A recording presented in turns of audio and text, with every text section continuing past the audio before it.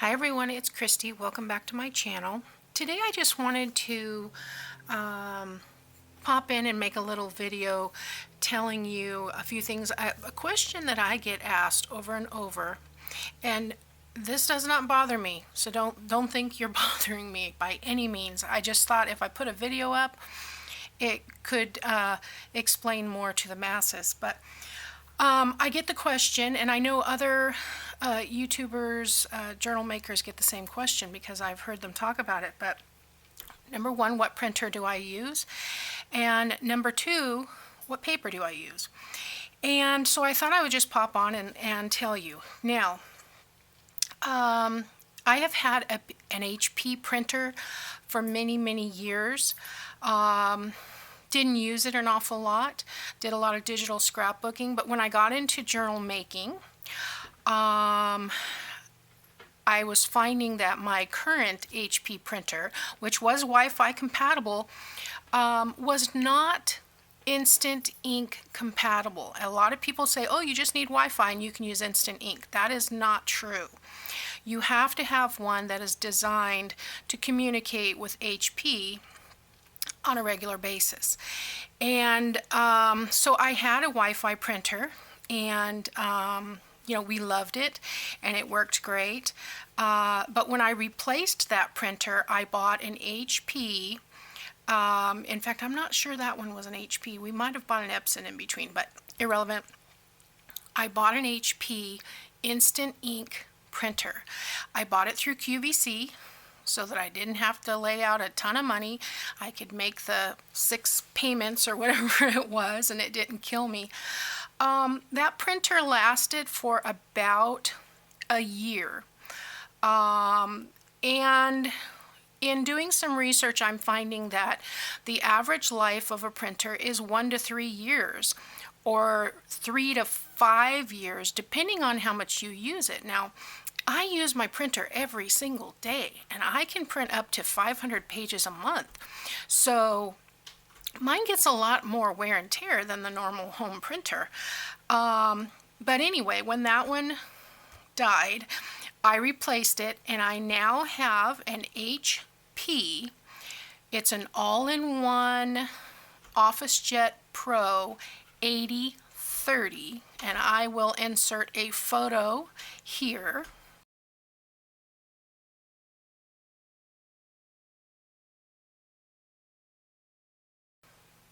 And I have had this printer for, let's see, I bought it last December. And I have gone through probably 50 or more ink cartridges in that year. I'd have to go back and count. My last count was 43 a couple months back.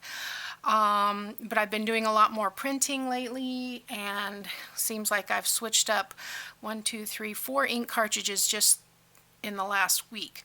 So the good thing is that HP sees you're low, they send out a shipment. It does take 10 days to get to you.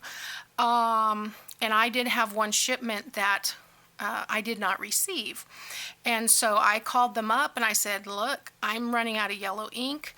I can't wait 10 days for you. Is there any way I can get it faster? And she said, I will send it out today. Well, she did. And I had it within 3 or 4 days. And just a couple days ago, I got that missing yellow ink cartridge. So that was kind of cool. But then also, she released another set of 3 cartridges. So I always, with that one exception, I pretty much always have ink at the ready. I started out with the $9.99 subscription, which was 300 copies. If you don't use them, you can roll it over to twice that much. So if you pay for the $300, if you pay the $10 a month for the 300 prints, you don't use them all. You can roll that over into a maximum rollover account of 600.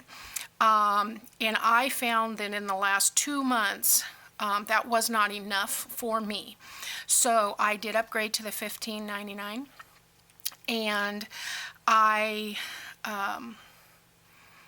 can print 500 and roll up to roll over up to 1,000 now if I don't use them.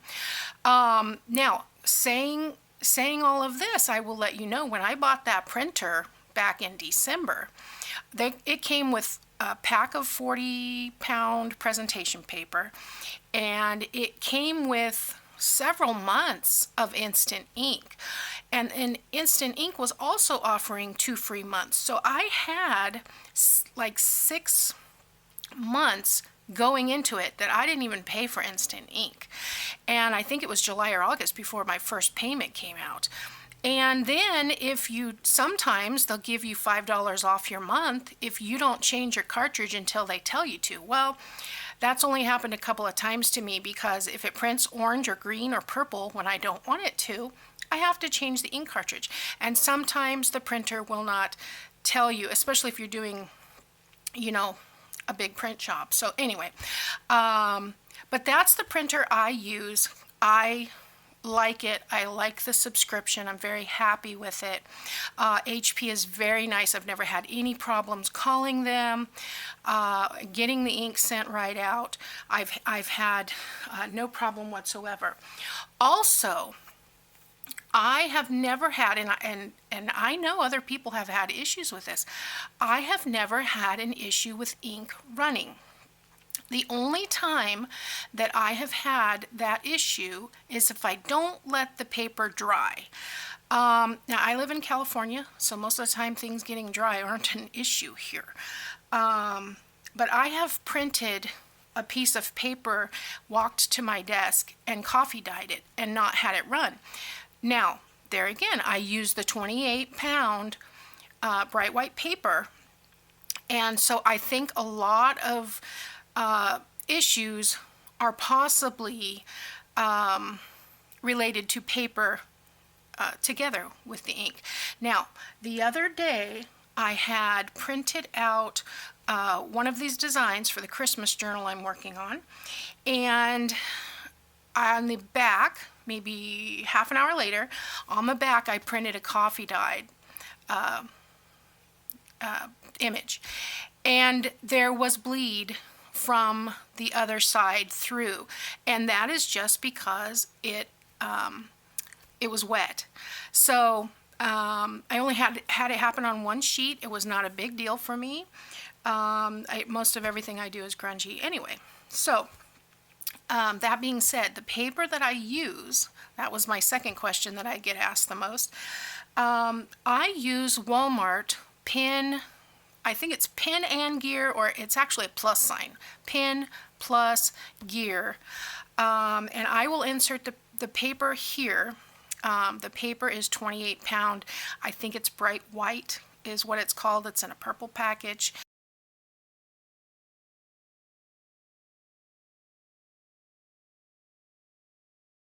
There are only 300 sheets to a ream, and it is a little pricier. It's $8.75, I believe, for 300. So it's not a full ream. But I find that paper works the best for me, and it doesn't disintegrate when I'm coffee dyeing.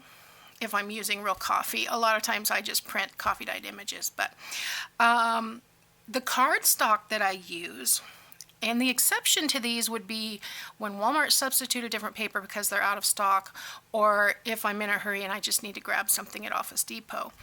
But this is what I use the majority of the time.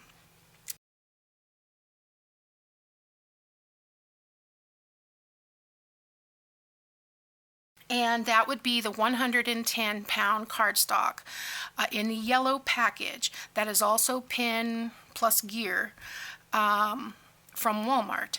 And I believe there is 150 sheets in that package. And so that lasts me, a little while. When I get down to a package of each, I start trying to reorder because it is out of stock quite often. So that is the printer I use. I will insert the photo also of the cardstock for you. But that's the printer I use. That's the paper I use. Now, that is not everything, because I do also run graph paper and ledger paper and tissue paper and other things through my printer periodically. Not tissue, tracing paper. I haven't done vellum recently, but I did on my other printer. So you know, there are other papers, and I have that 40-pound presentation paper, which is beautiful paper, but I am not going to pay that much for it. It is actually an HP 40-pound presentation paper, and I think it's like $17 for 250 sheets or something like that, and I can't justify that. But I'm using that ream slowly. I use it for envelopes and pockets or things that I want to be a little bit thicker. Every once in a while, Walmart will substitute a 65-pound cardstock.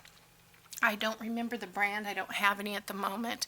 It's a smaller pack of like 100 sheets or 50 sheets maybe. And you know, I'll use it for miscellaneous ephemera, but it has a tendency to, sorry about that, it has a tendency to curl. If I use an image that is very, well, let's say I print something like this, it's not going to it's not going to curl up as badly as if I print something like this or something that's solid, because it becomes saturated. But other than that, I pretty much stick with the pen and gear. And I hope that answers the questions for some of you. Feel free to contact me anytime. I love hearing from you guys.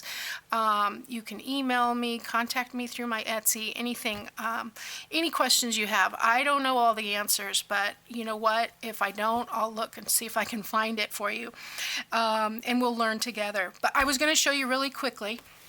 I got these fabrics at Dollar Tree. I don't know, did I show you these already? I just happened to see them, and they're so cute. And I don't know if you can tell on this one, but this is white on white snowflakes. And these are fat quarters. So it says right there, 20 by 21, 100% cotton. And yeah, so I just grabbed 2 of each. So I've got 2 of the white on white snowflakes. And then, isn't this gorgeous? I love this plaid. I used to have my whole house in burgundy and green, and I just love that. That's so pretty. So this is a black and green. And then this one actually matches a journal that I'm working on. So you may see some of this show up in this journal. And then this one has the somewhat of the candy cane stripe. Not exactly, because that's a green stripe, but yeah, fun wrapping paper kind of look. So I just thought if you happen to go to Dollar Tree anytime soon, look for this. This was with the, it was on the very bottom shelf. I almost missed it, and it was with the ribbons and such. That's where I found it. Now my Dollar Tree, they have half the crafts in the kids' toys and then half the crafts in the candle aisle, and so it's kind of a mess, especially the one that's, I don't know why they would put that on the kids aisle, because it's mostly on the floor. It's very irritating. But I have another Dollar Tree that I like to go to better, not close to my house, but they have a whole aisle of craft things, and I have not found this fabric there. But there again, that's where I get my eyelash trim. So you have to go to one or more if you have them. Look around. They don't all stock the same things. They don't order for themselves. The gal was telling me they get a box of stuff and they unpack it, and it tells them where to put it, and that's all they know. So they don't know what they're going to get. They don't even know what they have most of the time. So anyway, I hope that helped, guys. I'll go back to our regularly scheduled program now, and I'll see you next time. Thanks for watching.